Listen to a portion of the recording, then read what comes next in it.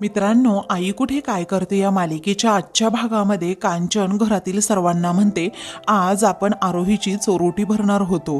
आता सगळे कार्यक्रम अगदी पुढे ढकलावे लागतील. ईशा म्हणते, आजी अगं शांत हो ना. मग आता आप्पा देखील म्हणतात की कांचन आल्या आल्या तिला काही प्रश्न विचारू नको, तिला आजचा दिवस पूर्णपणे आराम करू देत अगोदर. मग आता कांचन म्हणते, हो नाही विचारत, पण ते अजून आले कसे नाहीत? अभि गेलाय ना त्यांना आणायला, मग एवढा वेळ कसा लागतोय? त्यावेळी आता हॉस्पिटलमधून डिस्चार्ज मिळण्यासाठी जरा वेळ लागतोच ना आजी, असं आता ईशा म्हणते. आणि त्यांना रस्त्यात ट्रॅफिक सुद्धा लागलं असेल, प्लीज आजी अगं तू शांत हो ना. तस तेथे आता अनिरुद्ध येतो आणि विचारतो, काय गाई मला सांग, अनघा कशी आहे, ती बरी तर आहे ना? तेव्हा कांचन म्हणते, बरी आहे, ती झोपलीये तिथे रूम मध्ये तिच्या. तेवढ्यातच तेथे आता आरोहीला घेऊन यश येतो. आरोहीला चालण्यासाठी सुद्धा आता अजिबात ताकद नसते. अभिया देखील तेवढ्यात तेथे आलेला असतो. मग आता सर्वजण त्यांच्याकडे अगोदर धाव घेतात. आरोहीला डोक्याला लागलेलं असतं, त्याचबरोबर ती एकदम शांत शांत असते आणि रडत असते. त्याचवेळी आता घरातील सर्वजण पुढे जातात आणि तिला विचारतात, बरी आहेस ना बाळा तू? ती तोंडातून एक शब्द देखील आता काढत नाही. त्यावेळी अरुंधती विचारते, आरोही अगं मी काय विचारते बाळा, तू बरी आहेस ना? मग आता ती यशला देखील विचारते, यश आरोही बरी आहे ना? यश एकदम निशब्द असतो, तो काहीही बोलत नाही. अभि मात्र डोक्यालाच हात लावून बसलेला असतो. तेव्हा आता अनिरुद्ध आणि त्याचबरोबर संजना देखील पुढे येतात, काळजीने विचारत असतात. त्याचवेळी आता कांचन म्हणते, हे बघ आरोही बाळा, तू टेन्शन घेऊ नको, आजच्या दिवस आराम कर हा फक्त. वाटलं तर आपण काय करूयात, नंतर चोरोटी भरूयात, अगोदर तू पूर्णपणे बरी हो. आता असं म्हटल्याबरोबरच आरोहीला काही सुचत नाही काय करावं. ती आता खूपच रडू लागते, तिला त्रास देखील होत असतो, तिच्या पोटात देखील दुखत असतं आणि ती कांचनला जाऊन सरळ मिठी मारते. तेव्हा आता तिला एवढं रडताना पाहून सर्वांच्या काळजाचा ठोका चुकतो. तेव्हा कांचन तिला सावरते आणि खूप दुखतंय का ग बाळा असं विचारते. अरुंधती म्हणते, यश बाळा तिला वर घेऊन जा, म्हणजे आराम करेल ती थोडा वेळ. तेव्हा यश आता ठीक आहे असं म्हणून आरोहीला रूम मध्ये घेऊन जायला निघतो. तेव्हा ते दोघेही आता तेथून गेल्यानंतर मग कांचन अभिला विचारते, अरे काय झालं बाळा, ती एवढी का रडत होती, सांग ना पटकन. अरे डॉक्टर काय म्हणाले, तू काहीतरी बोल ना प्लीज. तेव्हा सर्वजण एकदम टेन्शनमध्ये असतात, कारण आरोही एवढी का रडतीये आणि अभिही काही बोलत नाहीये, यश देखील काहीच बोलत नसतो. म्हणून सर्वजण आता खूप टेन्शनमध्ये आलेले असतात. तेव्हा अरुंधती पण म्हणते, अभि अरे बोल ना बाळा काहीतरी. तेव्हा अभि आता पुढे सांगू लागतो, आजी अगं आरोहीला ॲक्सिडेंटमध्ये खूप लागलंय, म्हणजेच मुकामार खूप लागला आहे आणि त्यात तिचं बाळ, असं म्हणून तो एकदम थांबतो. तेव्हा घरातील सर्वांना प्रचंड धक्का बसतो. सर्वजण धक्क्यानेच आता एकदम कोसळून जातात. त्यावेळी आता कांचन रडते आणि म्हणते, नाही असं नाही होऊ शकत. आता सर्वजण खूपच रडू लागतात, कुणाला काही सुचत नाही काय बोलावं, कारण सर्वांची अशी मनस्थिती झालेली असते की आरोहीचं बाळ गेलं, आपण काय ठरवलं होतं आणि काय झालं. आता कांचन खूप रडत असते, सर्वजण तिला सावरतात, अनिरुद्ध देखील रडत असतो. इकडे आता आरोही ही रूम मध्ये येते, यश तिला घेऊन आलेला असतो. दोघेही एकमेकांबरोबर काहीही बोलत नसतात, एकदम शांत शांत असतात. त्या दोघांनाही काही सुचत नसतं. त्याच वेळी आता आरोहीला खूप त्रास होत असतो बेडवर बसण्यासाठी. मग आता यश हळुवारपणे तिला बेडवर बसायला सांगतो. तिची तो खूप काळजी घेत असतो. आरोही मात्र अजूनही रडत असते. त्यानंतर आता तिला घरातील सर्वांचं बोलणं आठवत असतं की जेव्हा मला प्रेग्नेन्सी राहिली तेव्हा घरातील सर्वजण खूप खुश होते, सर्वांना काय करू आणि काय नाही असं झालं होतं. अनघा त्याचबरोबर अरुंधती आणि मग कांचन देखील, हे सर्वजण किती खुश होते माझ्यासाठी. त्यांनी खूप काही स्वप्न रंगवली होती, माझ्या बाळाला हे, माझ्या बाळाला ते, हे सारखं ते म्हणायच्या. त्याचबरोबर अनघाने माझ्या बाळासाठी जानकीची जुनी कपडे सुद्धा काढून ठेवली होती. मग आता हे सगळं काही आठवून आरोहीला खूप त्रास होत असतो आणि ती आता लगेच ती कपडे हातात घेते आणि म्हणते, यश हे सगळं किती छान होतं रे, म्हणजे बघ ना तू, अरे किती आठवणी होत्या आपल्या आपल्या बाळाबद्दल, असं म्हणून ती खूप रडू लागते. तेव्हा यश देखील आता खूप रडतो आणि आरोहीला जवळ घेत म्हणतो, तू स्वतःला असा त्रास करून नको घेऊस आरोही. आता तुझी तब्येत सर्वात जास्त महत्त्वाची आहे आम्हा सर्वांसाठी. त्यामुळे प्लीज तू एकदम शांत राहा आणि अजिबात टेन्शन घेऊ नको. दोघेही आता खूप रडत असतात एकमेकांना मिठी मारून. तो आता तिला समजावतो, आरोही अगं आता जे काही घडून गेलंय ते आपल्याला बदलता येणार आहे का? नाही ना. मग आता तू शांत राहणं सर्वात जास्त महत्त्वाचं आहे. तुझ्या आरोग्यावर त्याचा परिणाम व्हायला नको. तू अशी सतत रडत राहिली तर मग कसं होणार? घरच्यांना कोण सावरणार? आता मला माहीत आहे तुझी काय मनस्थिती आहे आणि माझी सुद्धा सेम तशीच आहे. पण आपल्यालाच यातून आता बाहेर निघावं लागेल. पण आपल्यालाच आता यातून बाहेर पडावं लागेल. जे घडलंय ना बाळा, ते आता आपल्याला ॲक्सेप्ट करावं लागेल आणि पुढे सुद्धा जावं लागेल. तेव्हा आता ती खूप वैतागते आणि म्हणते, मी नेहमी ॲक्सेप्ट करायचं का? किती गोष्टी ॲक्सेप्ट करू अशा यश? अरे लहानपणापासून देवाने जे काही दिलंय ना ते फक्त ॲक्सेप्टच करत आलीये. अरे जेव्हापासून कळायला लागलं तेव्हापासून मी अनाथ म्हणूनच वाढलीये. परंतु तरीही मी जिद्दीने उभे राहिले, कष्ट केले, स्वतः नोकरी केली. अरे कुणाचाही आधार न घेता स्वतःच्या पायावर उभे राहिले. तेव्हा यश म्हणतो, हे सगळं मला माहिती आहे आरोही आणि याबद्दल मला तुझा सतत अभिमान वाटतोय. तेव्हा आता ती म्हणते, मला कुणाच्याही खांद्यावर ओझं बनून राहायचं नाहीये यश. अरे मी माझं आयुष्य सुरळीत केल्यानंतर माझ्या जोडीदाराची मी स्वप्न बघू लागले. अरे फक्त लहानपणापासून मला एकच नेहमी वाटायचं, माझं असं कुणीतरी असावं, ते पण माझ्या स्वतःच्या हक्काचं, आणि मला माझं असं कुटुंब मिळावं, माझं हक्काचं घर मिळावं. पण बघ ना, ज्याच्यावर जीवापाड प्रेम केलं तोही पळकुटाच निघाला आणि कुणाच्याही वाट्याला येऊ नये एवढा भयानक प्रसंग माझ्या वाट्याला आला. त्यातनं कसं बस बाहेर आली रे मी. त्यावेळी माझी काय अवस्था होती हे मी तुला नाही सांगू शकत यश. तेव्हा आरोहीला होणाऱ्या वेदना यशला जाणवत असतात. तो म्हणतो की आरोही प्लीज तू त्या भयानक प्रसंग आता डोळ्यासमोर आणूच नको. तू फक्त शांत राहा आता. आणि मला माहित आहे ग, हे सगळं खूप भयान होतं तुझ्यासाठी. त्यामुळे प्लीज आता त्या सगळ्याचा विचार तू अजिबात करू नकोस आणि स्वतःचा त्रास करून घेऊ सुद्धा नकोस. मग आता आरोही रडतच म्हणते, ऑलरेडी खूप त्रास होतोय मला यश, आणि या जखमांचा त्रास होत नाहीये मला. देवाने माझ्यावर केलेल्या अन्यायाचा मला त्रास होतोय. तेव्हा आता ती म्हणते, यश पहिल्यांदाच माझं कुणीतरी असणार होतं रे या जगामध्ये. माझ्या रक्ताचं, माझ्या हाडामासाचं माझं बाळ माझ्या पोटात वाढणार होतं आणि देवाने ते सुद्धा हिरावून घेतलं माझ्यापासून, असं म्हणून ती आता खूपच रडू लागते. आणि यशलाही तिची ही अवस्था पाहून खूप रडू येत असतं. यशने सुद्धा आपलं बाळ गमावलेलं असतं. तेव्हा तोही आता खूप रडतो, कारण त्याचीही बाळाबद्दल खूप काही स्वप्न असतात आणि ती सर्व स्वप्नभंग झालेली असतात. त्याच वेळी आता तो म्हणतो, बस झालं आरोही, प्लीज तू रडू नकोस ना ग. आणि तुला असं रडताना बघितलं ना आरोही, मला खरंच खूप त्रास होतो मग. तेव्हा आता आरोही म्हणते, कशी बसू रे यश मी शांत, आणि अजून काय काय सहन करू ते तरी सांग मला. अरे देव माझी एवढी परीक्षा का बघतोय? तेव्हा मला माझ्या प्रेमावरचा विश्वास पुन्हा आला रे. तेव्हा मला असं वाटायचं की आता सगळं काही अगदी छान होणार आहे. मला माझं हक्काचं कुटुंब मिळालं, माझी हक्काची माणसं मिळाली. मला वाटायला लागलं की आता माझी सगळी स्वप्न पूर्ण होणार आहेत.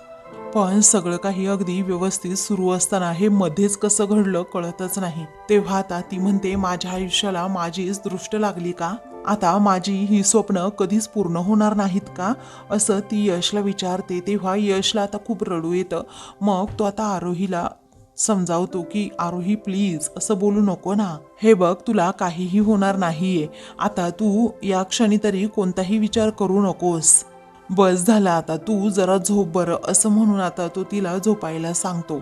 तेव्हा आता ती झोपत नाही, एकदम रडू लागते. तेव्हा आता ती म्हणते, यश तुला माहितीये का, अरे उद्या आजी माझी चोरोटी भरणार होत्या.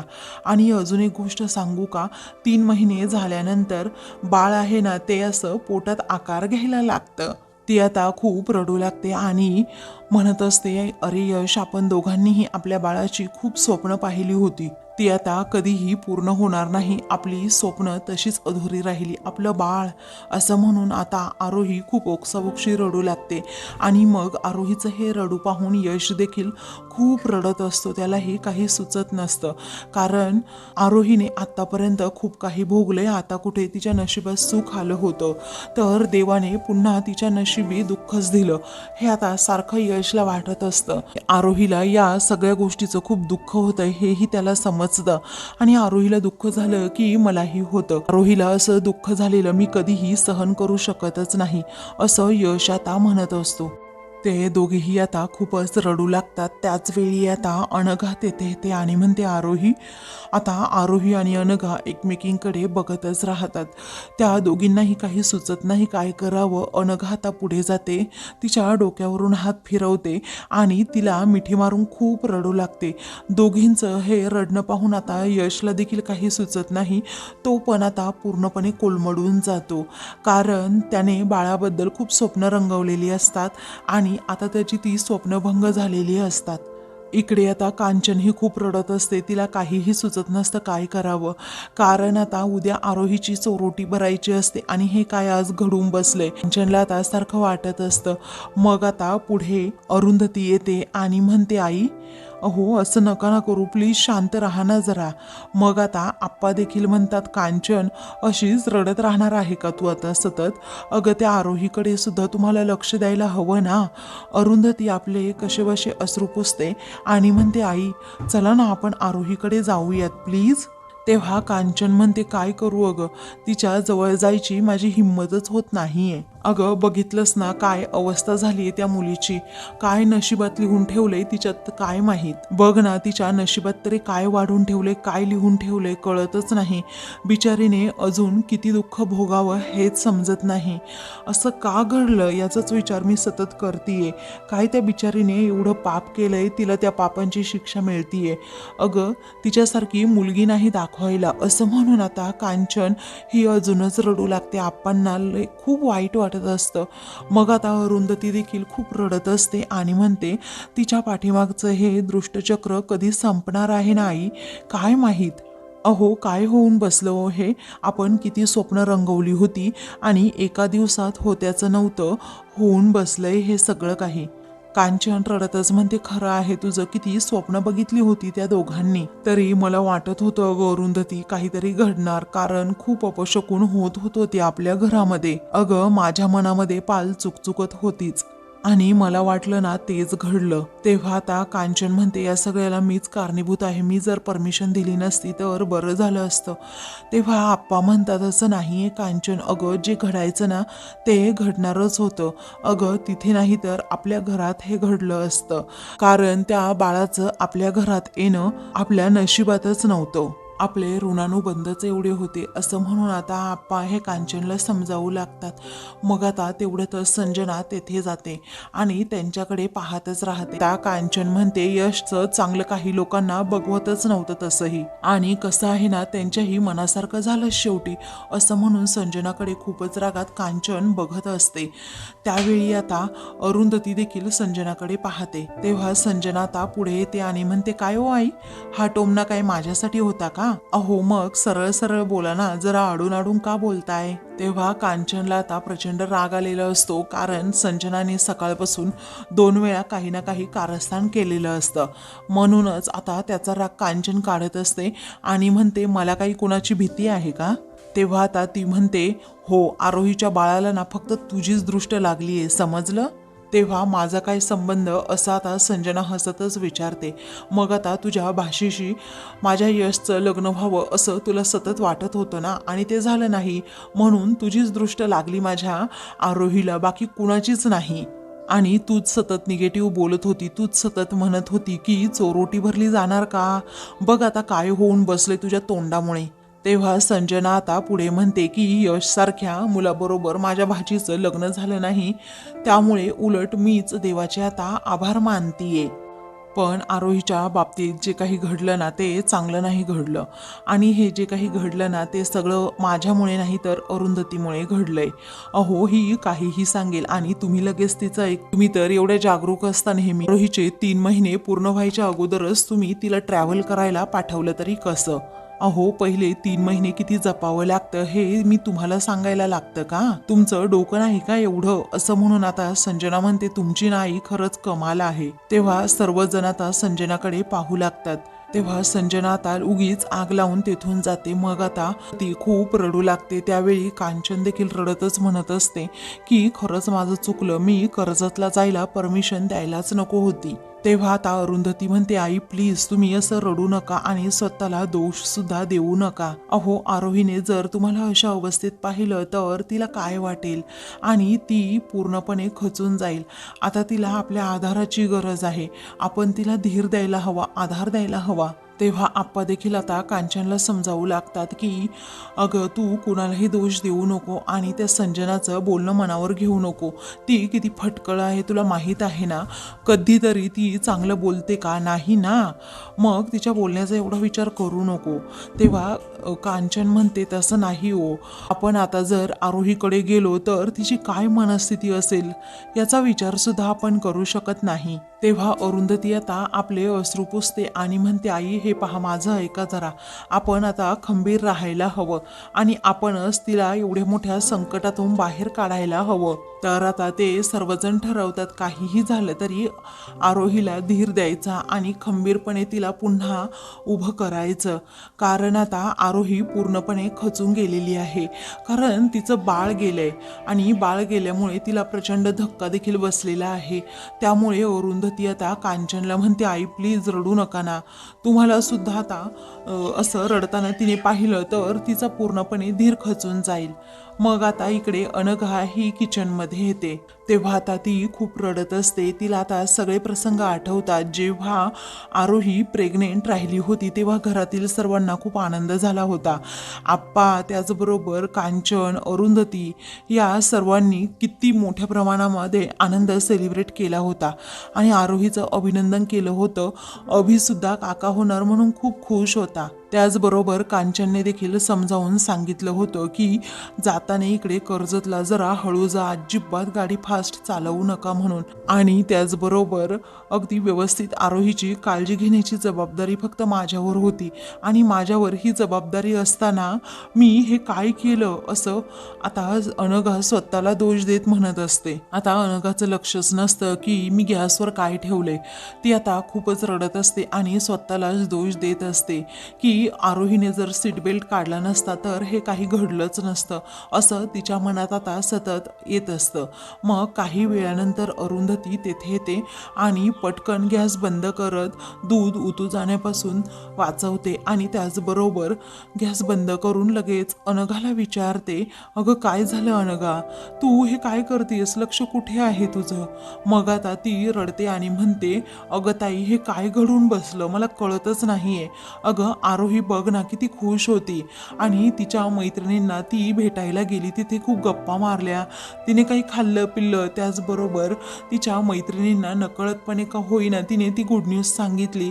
तिच्या मैत्रिणी खरंच तिचं खूप अभिनंदन करत होत्या, कौतुक करत होत्या आणि त्यांनाही खूप आनंद झाला होता. सगळं काही अगदी व्यवस्थित चाललं होतं ग, व्यवस्थित घडत होतं आणि हे काय होऊन बसलंय आता असं आता अरुंधतीला ती म्हणते.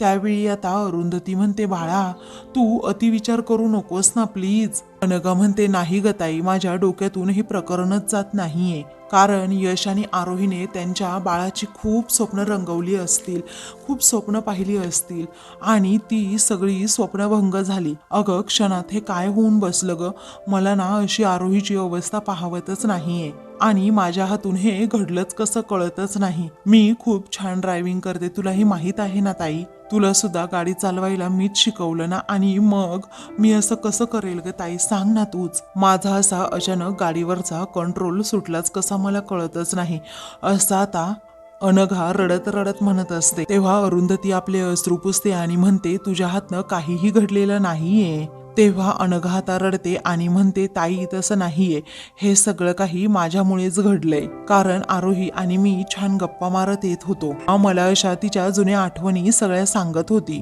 आणि अचानकच तिच्या पोटात खूप दुखायला लागलं. त्यामुळे ती कळवळली आणि खूप जोरात ओरडली. मी खूप घाबरले होते, मला तर काही सुचतच नव्हतं आणि अचानक माझा गाडीवरचा कंट्रोल सुटला असं म्हणून अनघा प्रचंड रडू लागते. तिला काहीही सुचत नाही. तेव्हा अरुंधती आता अनघाकडे पाहतच राहते. तर आता अरुंधती आणि अनघा या दोघीही खूपच रडू लागतात. काय करावं त्या दोघींनाही सुचत नसतं, कारण आरोहीवर एवढा मोठा प्रसंग आता ओढवलेला असतो, दुःखाचा डोंगर कोसळलेला असतो. मित्रांनो, पुढील भागामध्ये घरात कुणीतरी पाळणा आणून ठेवतं. तेव्हा आता सर्वजण विचारतात की हे असं काय घडलं, कुणी आणून ठेवला पाळणा. अरुंधती म्हणते, काय माहीत कुणी आणलाय. तर दुसरीकडे आता एक बाहुली ही यश आणि आरोहीच्या बेडवर तेथे झोपवलेली असते. मग आता ही आपली मुलगी आहे ना, असं आरोही विचारते. यश म्हणतो, नाही ग, ही आपली मुलगी नाही, ही तर बाहुली आहे. तेव्हा आता संजना म्हणते, कमी वेडे होते का आपल्या घरात, अजून एका वेडीची भर पडली. मग आता तुला शहाण्या माणसांबरोबर राहायचंय ना, तू इथून चालती हो बरं, यश रागातच म्हणतो. संजना त्या परिस्थितीतही म्हणते की आमचा आम्हाला हिस्सा द्या, आम्ही जातो. अरुंधती खूपच रागात तिच्याकडे पाहू लागते. अशाच मालिकेंचे पुढील भाग पाहण्यासाठी चॅनलला सबस्क्राईब करा.